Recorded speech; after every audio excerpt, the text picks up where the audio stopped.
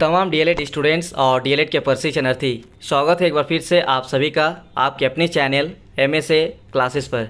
तो जैसा कि आप सभी को पता है कि 8 अगस्त 2022 से झारखंड डीएलएड फाइनल एग्ज़ाम 2022 शुरू होने जा रहा है और इसको लेकर इस चैनल के माध्यम से आपको महत्वपूर्ण क्वेश्चन यानी इंपॉर्टेंट क्वेश्चन और टॉपिक्स इस वीडियो के माध्यम से बताया जा रहा है।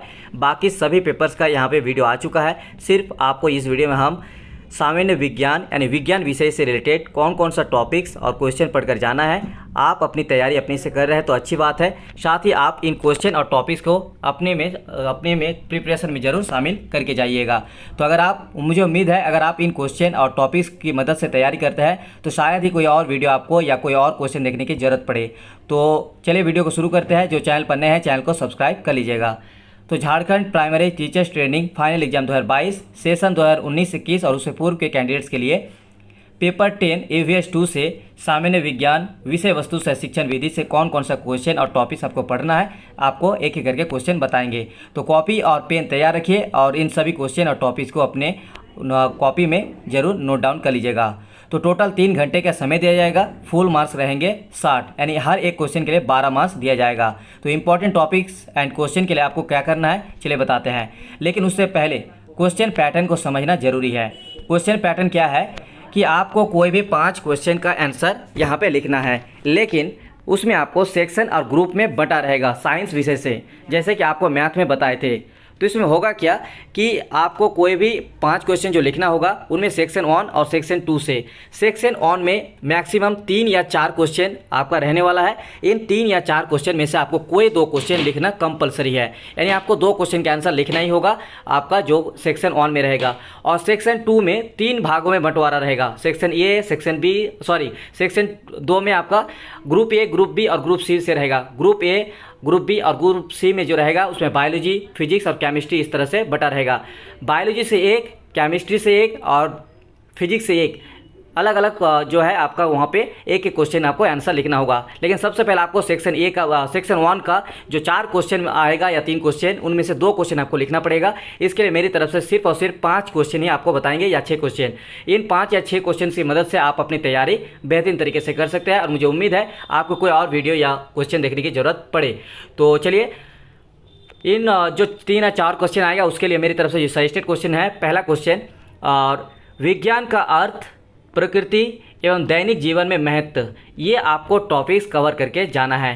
ठीक है, तो विज्ञान का अर्थ, प्रकृति एवं दैनिक जीवन में महत्व, जो इंग्लिश मीडियम है उनके लिए बताते हैं। ये आप यहाँ पे आपका साइंस का आपका मीनिंग यानी डेफिनेशन, और उसके बाद आपका यहाँ पे नेचर और इम्पोर्टेंस ऑफ डेली लाइफ। ठीक है, इम्पोर्टेंस इन डेली लाइफ, ये आप लोग करके जाना है। ठीक है, उसके बाद देखिए प्राथमिक स्तर पर शिक्षण, विज्ञान शिक्षण के उद्देश्य का वर्णन अथवा विज्ञान शिक्षण में न्यूनतम अधिगम स्तर से आप क्या समझते हैं।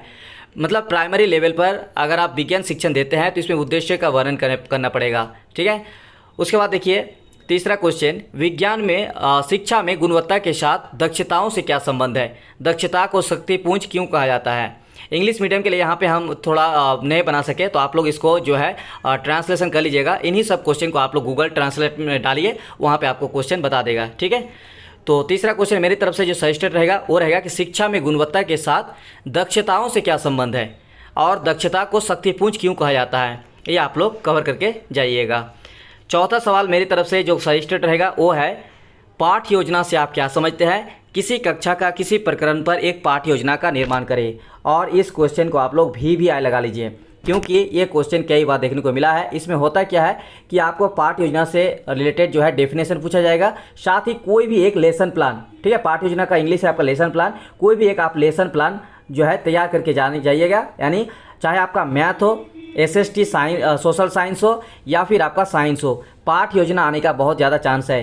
तो आप लोगों को करना क्या है, क्लास 5 या फिर क्लास 6 या फिर क्लास 4, इन तीनों का एक एक आपका जो मैथ, साइंस और सोशल साइंस के लिए आप लोग पाठ योजना तैयार करके जाइएगा। हो सकता है कि आ सके। और इसका अगर आंसर लिखते हैं ना तो आपको जानते हैं इसमें क्या होता है कि आपको ऐसे तो आपको कोई भी क्वेश्चन का अगर आपको आंसर लिखना है सही से वो 3-4 पेज लिखना होगा, लेकिन जब आप पाठ योजना बनाते हैं तो लगभग उसमें आपका 5-6 से भी पेज चला जाता है। तो इसमें एक अच्छी बात है कि आप लोग इसका एक अच्छा बेहतर स्कोर भी बना सकते हैं।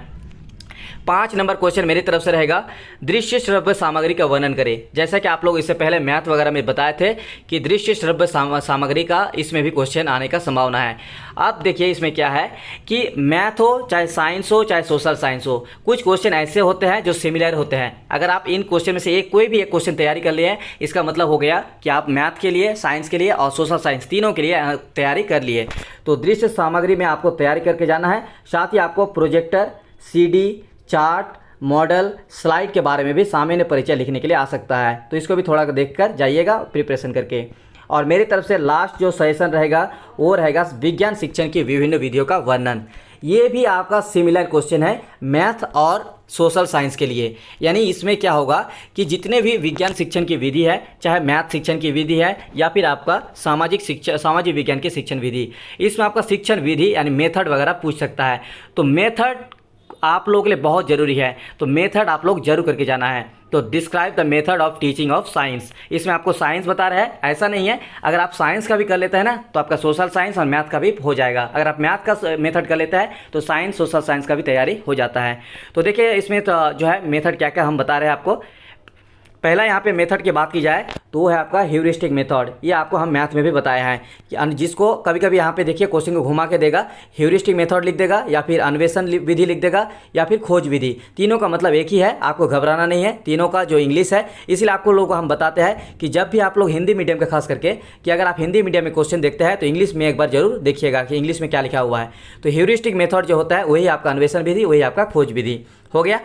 सेकंड क्वेश्चन और मेरी तरफ से सही स्टेट रहेगा वो रहेगा समस्या समाधान विधि। इस क्वेश्चन को भी घुमा के दे सकता है। यहाँ पे जो आपका समाधान है, समाधान को हटाकर आपको यहाँ पे निराकरण दे सकता है। ठीक है, निराकरण मतलब हो गया है समस्या या हल विधि। ठीक है, तो समस्या हल विधि या निराकरण विधि ये आप तैयारी करके जाना है।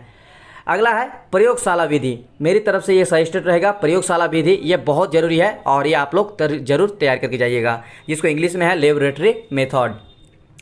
अगला क्वेश्चन की बात की जाए तो मेरी तरफ से जो मेथड रहेगा वो रहेगा प्रदर्शन सह चर्चा विधि यानी डिमॉन्स्ट्रेशन विधि। और इसको आप लोग VVI लगा लीजिए, ये आने के इस बार ज़्यादा चांस है।